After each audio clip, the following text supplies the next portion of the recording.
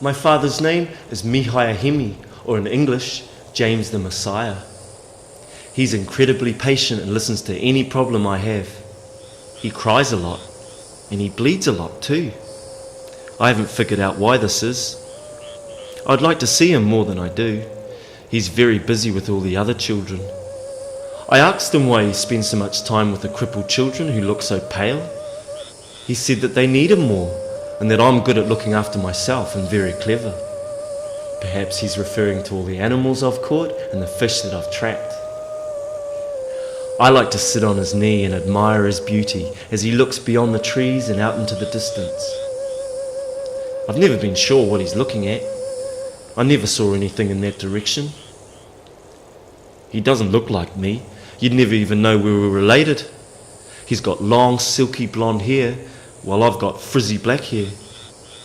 He's a brown beard. I have none. I'm well built and strong, while he's skinny and not very good at games. He tells me he loves me every time I see him. He makes a lot of promises of the good things we're going to do, great food we'll eat, and nice homes we'll live in. He talks a lot about what he's been doing when I don't see him. Oh, it sounds so hardcore that I've learned to demand less from him. He's quite demanding of me, though.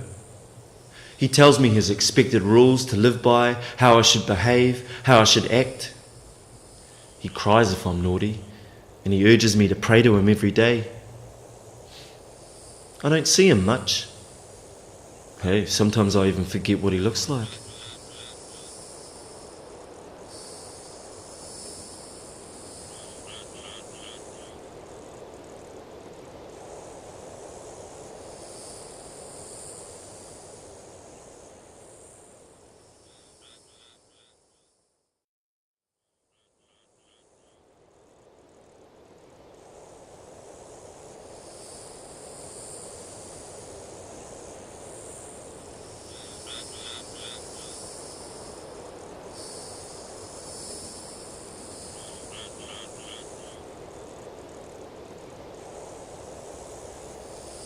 There is a long wavy line of willow trees growing by the river next to my old house. The house is down a bit from the school, and beyond the school, if you keep walking up the hill, behind 3 rows of cabbage trees, you'll see a church. The local people built the church for my stepfather, James Walker. He taught them how to read and write, and he tells them about our Lord and Saviour, Jesus Christ. There were many people up at the schoolhouse. The children came during the day, and the adults at night, bringing with them their laughter, their scraggly clothes, and their hope. Despite the hard times, they also managed to bring Father gifts of food and to build things around the house and church. I went to my stepfather's school along with my stepbrothers and sisters. I am related to him by name only, James. My family from the northeast gave me to him as a gift. They loved him that much. I know I was lucky to be at school, but I never liked it there. The other kids treated me as though I was stupid because I know nothing about the bush or how to look after myself, and they were suspicious that I could speak English so well, yet I am Maori like them. Father thrashed them for speaking Maori in the classroom. He also thrashed me when I was naughty. This happened a lot, though I tried my best to be good. He would open up the cupboard, take his riding crop out, and say, "It's for your own good." Despite the beatings, those kids still came. Whether it's because they were tough or because their parents would give them a hiding if they didn't, I will never know. Father told them that all their gods were heathen and that there is only one God who dwells in heaven.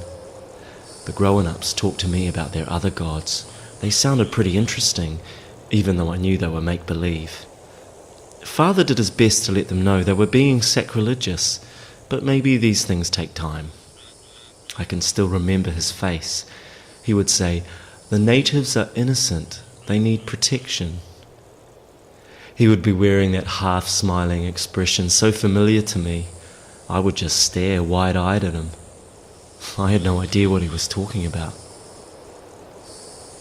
There came a time when not so many people would come to the mission, and I would hear whispers that talked badly of my father. He would go on mysterious journeys and be shut up in his study writing away like a madman. I could not believe the slander about my father. I did not really respect him. He was unpredictable, kind one minute and nasty the next. But he was my father, and I knew he would always do what he thought was best for us. Eventually, I found out just what it was he had been doing. I used to go down to the willow trees to play.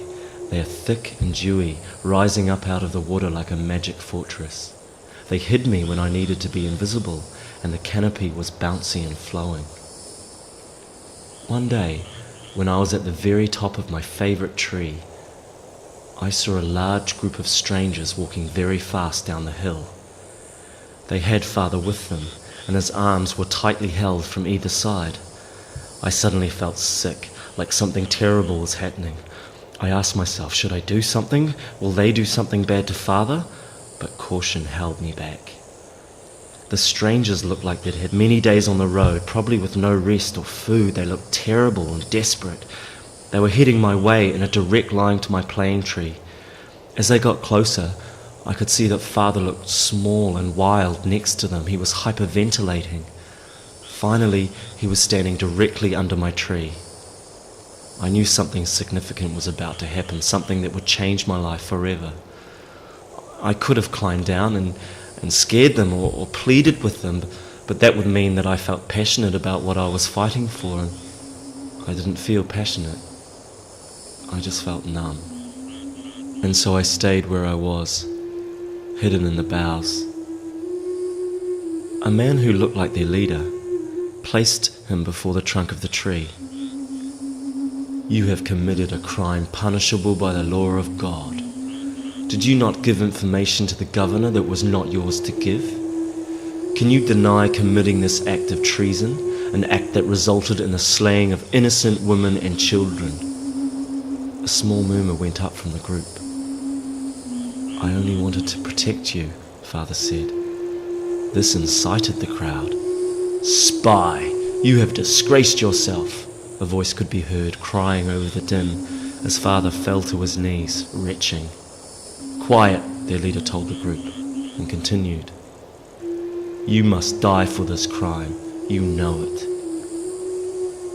After some moments, father seemed to compose himself, and I could no longer hear his raspy breathing.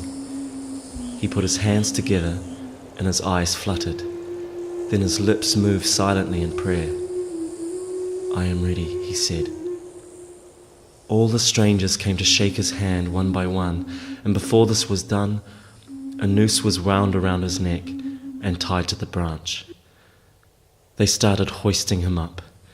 He rose higher and higher until he was dangling there, gasping for air that wouldn't come, each breath becoming smaller and smaller until the last puff ran out. Everybody watched, transfixed. The leaves fluttered and the wind shook the branches. I grew stiff and uncomfortable in my secret hiding place. It seemed that eons passed while those people continued to linger. Finally they drew him down and the body fell to the ground. I thought I'd seen it all, but this was not the case. The leader took from his robe a long knife of sturdy English design. In one quick stroke he cut the head clean off the body. It rolled down the slope a bit, the hair gathering willow leaves as it turned over.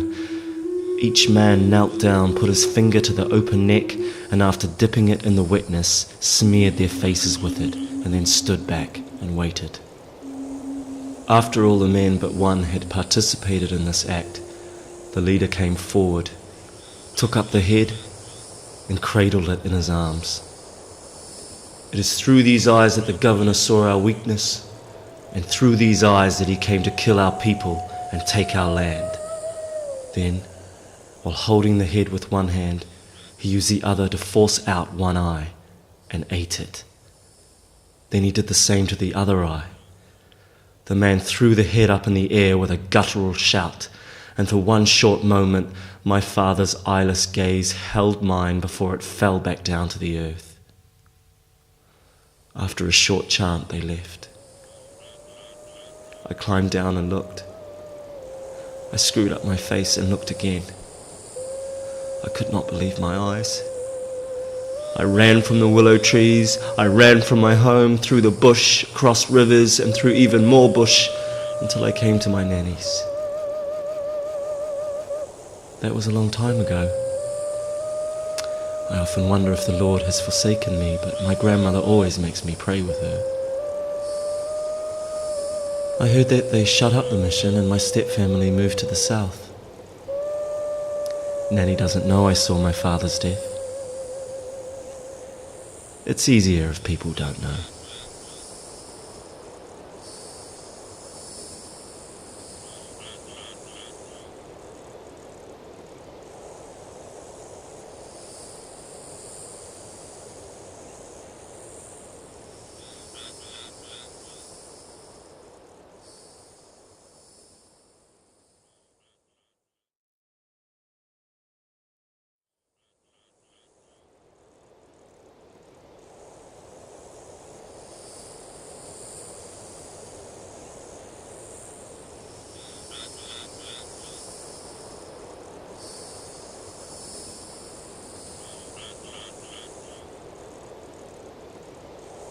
There was a time in my life when no 2 days were the same.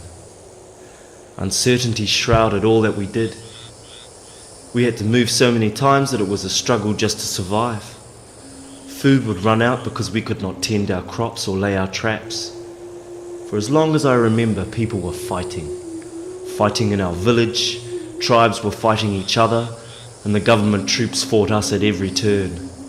They punished us for crimes we did not commit. They were burning and clearing our land, desecrating our sacred grounds and destroying all we held dear, including people. They were a dominating enemy. Many tribes were forced to join them. We did not. We fought, and we paid for it. In hard times, you still go on. I could happily spend hours listening to Nanny stories of the old times. My favourite activity was to play tirako or stick games and to work in the garden. I am not like my father, who is very strong, a leader who commands immense respect. I hesitate before making my move, and I do not like speaking out. I was born unsure. My father, he's the chief of our village. He is the best fighter this valley has ever seen. He moves with a combination of grace and precision that is awe-inspiring. Because I am such a poor fighter, my father doesn't respect me.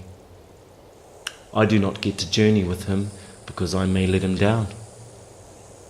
He used to give me hidings for being so cowardly until he just ran out of steam one day. Also, my uncle, he told him to stop, and everyone listens to him. He is a powerful tohunga makutu, a wizard. I have always been his chosen one. I would like more affection than the morsels my father feeds me. I was lucky enough to have my father to myself one day. I was taking him to see our plantations. Dad had just returned from a raid down at Mohaka, and I was proud of the new potato crops, and the government had burnt the last one. He seemed heavy with sadness. I remember that day because it was just before we surrendered Te Hoiho. We had to eject him because we had grown too poor while he was in our territory. Many of our chiefs had a great respect for him. Well, the government was desperate to get him, yet he had managed to escape their troops at every turn. He was a great guerrilla fighter, just like my father, but we did not like him, for he was a charlatan. It was early evening and we were walking along the soil ridge. The evening mist made it difficult to see more than 10 feet in front of us. The earth and the new leaves smelt sweet. The birds were all saying goodnight to each other. He was quite impressed, but I could tell his mind was elsewhere. I was about to ask where, but there was no need, for he spoke. It is only since the strangers multiplied and spread that it became like this. For many years, people lived undisturbed in the bush. Over a period of 50 years or so, those strange people from over the sea crept in. There were so few of them, and they came bearing so many useful objects, that they were welcomed in those early days. They came from a place even further away than where our ancestors once lived. If we wanted to meet them and trade with them, we would have to go to the shore. Before you could say, "Go home," they were everywhere, buying up land confiscated by the government and paying paltry sums for our good produce. They did not venture into our bush because they are scared of it. But they are everywhere else, yes, as thick as flies. But the bush, it could not keep the missionaries out. He lamented the loss of many of our number to the God of the missionaries. The missionaries did not like many of the games that had been with us always, games that skilled us in battle and hunting. They abhorred our sacred ritual and incantations. A people who would not let us sing our songs and dance our dances could not be trusted. He would ask, how could someone who made people lose who they are be honourable? Perhaps he was right, but I had a great respect for the missionaries. I liked their new songs. They had something in them that I never heard before, a different way of using the voice. I think it's called melody. And their stories were so interesting. They had this amazing way of talking. It was a talking that did not come from the person's mouth. It was made by marks on a surface they called paper. The talking could move independently from the person who issued it. You could make some marks in such a way that it told a message, and if another person came along who knew the order of those marks, they would know exactly what it had said. The strangers had brought with them so many useful ways of doing things. We liked all those marvellous inventions, strange animals and new food. A magic drink that could make you feel happy or sad or angry, depending on who drank it and how much. They brought clever tools and a stick that could move an invisible fire from one point to another in the blink of an eye. This was not so good. The muskets were the cause of a lot of trouble. There I went, going off on one of my fancies. My father was still talking.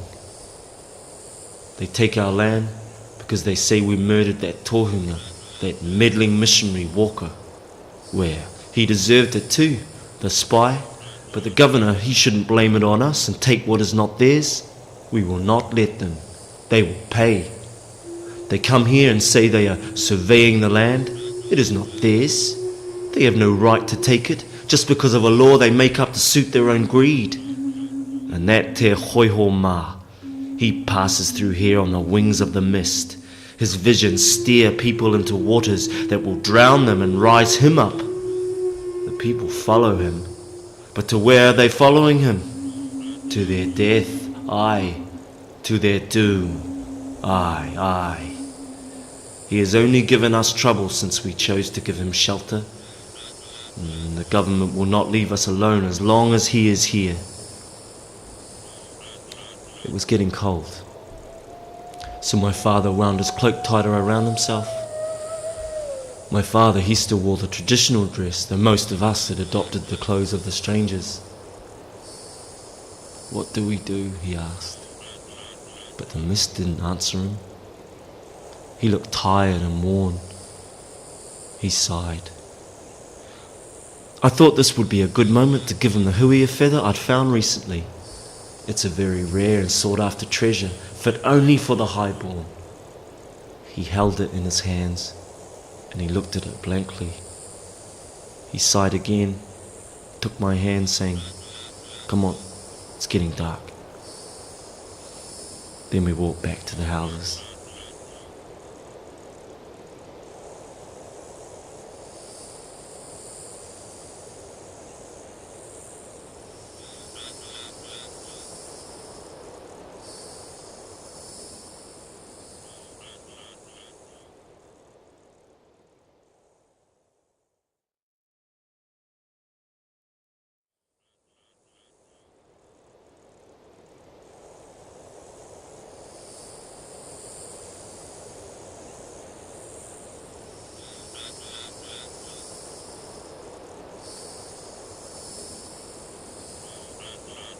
My role in our group is Pathfinder. I always know which routes will be the best. I can find paths that will be the safest, where there will be food, and when there will be friendly people willing to assist us. Our group swells as people pick up the message and fight with us or shrink when some are arrested or killed during raids. Te Hoiho Ma is our chief. He is a prophet and guerrilla leader. I first came into contact with Hime Te Hoiho Ma on the Chatham Islands. We were all sent there as prisoners. People from our shipment were doing time for worshipping the Hoho religion. It is called Hoho after Tuhoe, the spirit of God in the image of the wind, carrying the news or the prophecy to the unfaithful. I don't know why the strangers put us in prison. The only thing wrong with my parents' religion was that it copied the missionaries' religion. Maybe ours is more fun than theirs because we worship around a new pole made from a ship's mast. Te Hoiho Ma is not actually a follower. He was arrested because the government had been told that he was a spy for our religion. What an idea! Te Hoiho Ma is angry because of those who betrayed him to the government. They were my own people, he told me. We were forced to do hard labour with no food and no medical care. Instead of food, they gave us a few tools and some seeds. In that barren landscape, we were expected to grow and maintain our own food in addition to the other labour demanded from us. We were wasted and malnourished as a result of long imprisonment on the mainland, so when we arrived, many got very sick and they died. I often wished I had died with them, but that was not to be. After 10 days of delirium and a constant pounding in my head, the fever was over. I had survived. My parents did not, and Te Hoiho Ma took on the role of caregiver.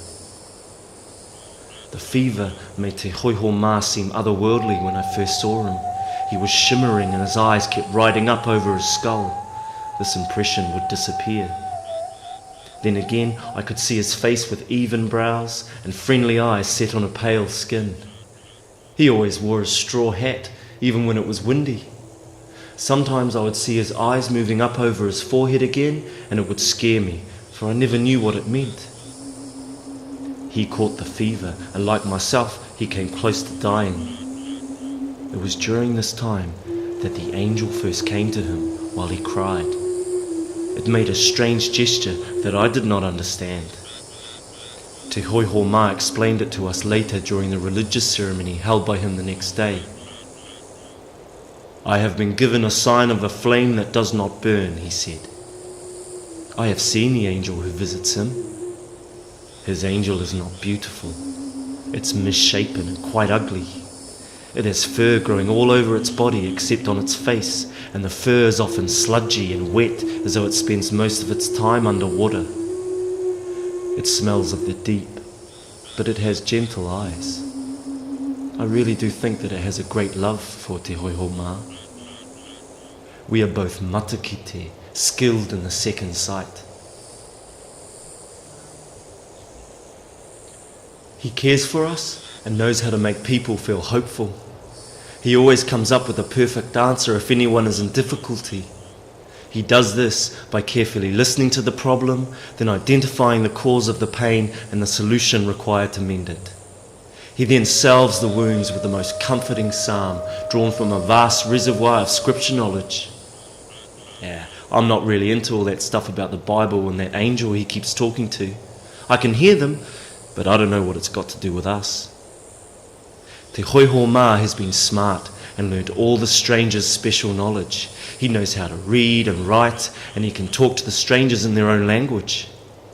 He has promised us that he can get all our land back. I know this will not happen, for I have seen it, but it makes the others feel better. We have come a long way. It was Te Hoiho Ma who rescued us off that island. He seized a cargo ship and escaped, bringing all 200 of us. When we got to land, the ship's crew were paid and set free. Te Hoiho Ma is a generous man. A greenstone weapon and a pig were thrown overboard to thank his God for our safe journey. The troops were snipping at our heels for many miles. They tried ambushes and blockades, but to no avail. With my foresight and Te Hoihoma's smart schemes, we always managed to triumph. He trusted me to find the best trails. He wanted to pay back those who had betrayed him, so a number of raids in his homeland followed. We left in our wake 74 dead people, including the militia leader and many of our own people, the Māori. He killed 7 chiefs and prisoners were also taken. Psalm 63 was sung as prisoners were killed. The remaining prisoners became followers and fierce fighters in our cause.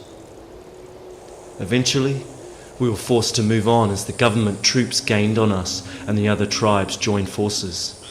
We escaped to another village in another area, and then to another, and then another again. He has sent messages to King Tairawhiti many times asking for sanctuary, but he continues to reject Te Hoihoma's fierce ways. He will only have him if he comes in peace. Oh, Te Hoihoma rages every time this answer is delivered. I think it is a great shame, because I get tired of the fighting, and I wonder what this is all for. Why can't he join with Tairawhiti's people? I'm sure they will give him land, but he seems to want things his own way. I will go with them, for I have no one else living who can look after me, but this way of life is not good. I live in hope that a new angel can come to him and guide him, so that trouble does not follow him anymore. One of these days, I'd like to join my parents.